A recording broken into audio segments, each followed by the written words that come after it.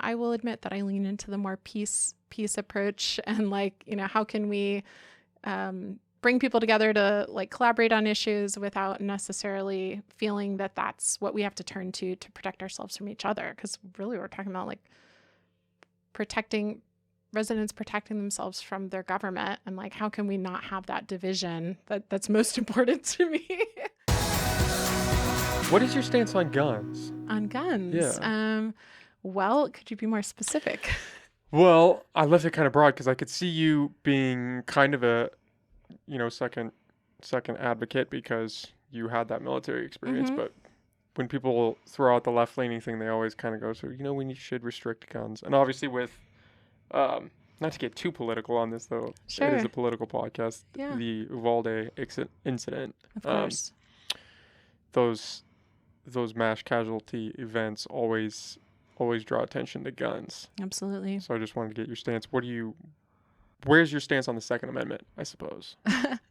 Well, I mean, so the Second Amendment, I guess I fall in the camp of like the Second Amendment was written and came about in a time when guns were very different. Gun technology was different, right? And so, I think it's always important to look at it through that lens. And, it wasn't really speaking to the kind of circumstances that we have today. So with that in mind, I would say I support reasonable restrictions on guns, and that's always like with a big asterisk, right? Because what's reasonable? Yeah, open to interpretation. Yeah, I know that we have, mental health related restrictions on guns and like red flag laws. Yes, and like gun violence restraining orders, things like that. And I would love to see us have more like buyback programs, because I think I've actually talked to a lot of folks in Humboldt who have a gun that they don't want.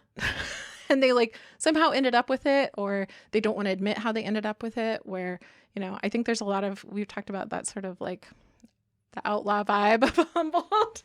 There are a lot of people who would like to surrender a gun and don't necessarily feel like they have the clearest path to do that. So I'd like to see us do like buybacks and, no questions asked returns for guns to get some off the streets. I do know that we have a pretty significant issue with, with felons having guns in Humboldt. So, certainly more enforcement of that is important. Do you think that's in relation to the drugs?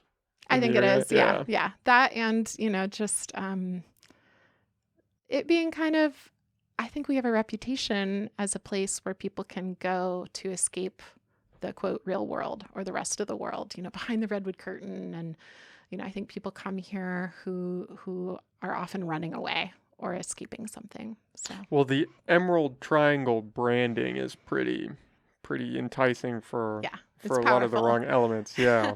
Absolutely. And I think there's still that reputation too, that you can come here and get rich in the cannabis sector, which is increasingly less true, but it's having a more dangerous element now.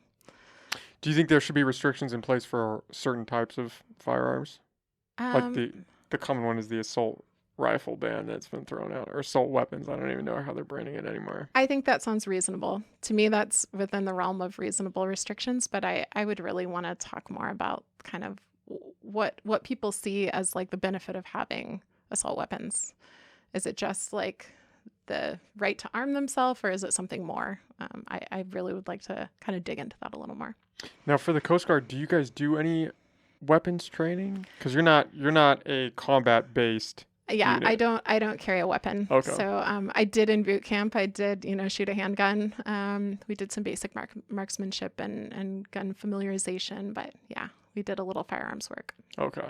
I didn't know how that worked out with the Coast Guard. Yeah, so there are like boarding officers and people who have a more law enforcement related job, and they certainly carry guns. But yeah, I haven't. Okay. And as an officer, you don't have to carry a... I do not have to carry a weapon. Okay. Nope. Yeah, in my particular job, I don't. So I think some of my perception on guns is that I didn't come from like a gun owning family. I didn't grow up like hunting. I've shot skeet before and it was really fun. So to me, like shooting a gun has only exclusively been like marksmanship and for like recreational purposes. So I think, part of my perception is just that like I'm not that familiar with them, and I don't personally see the need to have one because I didn't grow up in a family who was like, yep, you gotta have guns. Mm-hmm. So I fully admit that like my view of things is probably really skewed by that, you know. Well, I think that's a very honest answer, right? I think it gets dicey when you talk about guns. It People always, does. it can get very uncomfortable, especially if there's a diehard talking about it, Yeah. in one way or the other. If they're very anti and don't see a need for them and think, and you can't make a judgment call on what is right and what is wrong I know. because It's tough. it's another multifaceted issue where there are consequences to having a society with guns and there are benefits, and Yeah. it's like, where do you draw the line in that? And is there a line to be drawn? Yeah. And I can see where people are coming from who feel that they have a right to be armed to, protect themselves from unfair rules and being imposed on them. And that's why the Second Amendment came about, right? So I get that conceptually. I didn't really grow up in a culture where that was like really emphasized.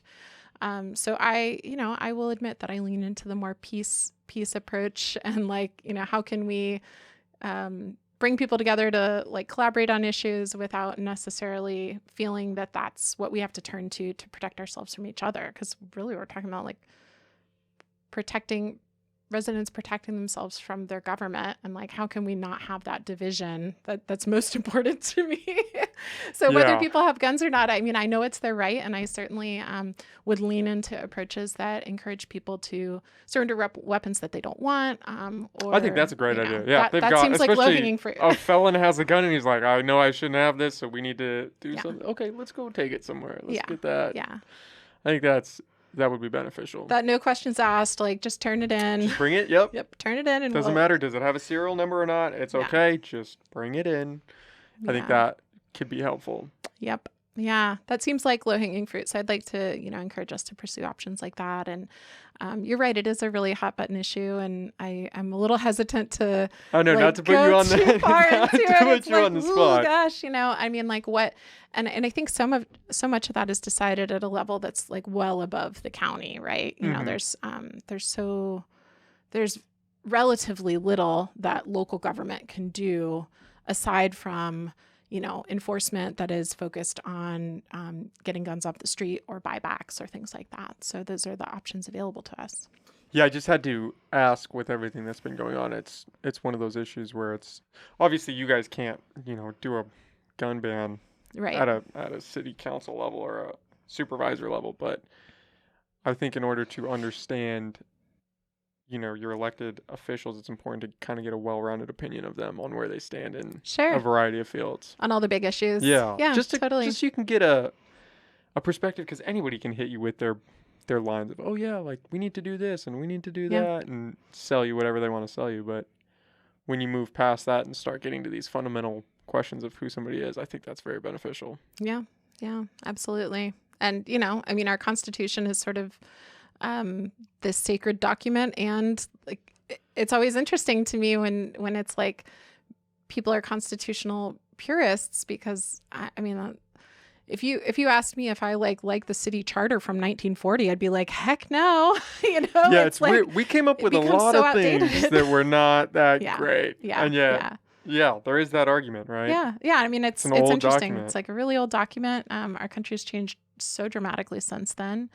So we don't have to get into like what's bad about the Constitution. I mean, I think ultimately the founding fathers had some fantastic ideas there, but it's sort of like how much of a purist are you going to be about anything that sort of was a moment in time and represents the like intentions of that founding body.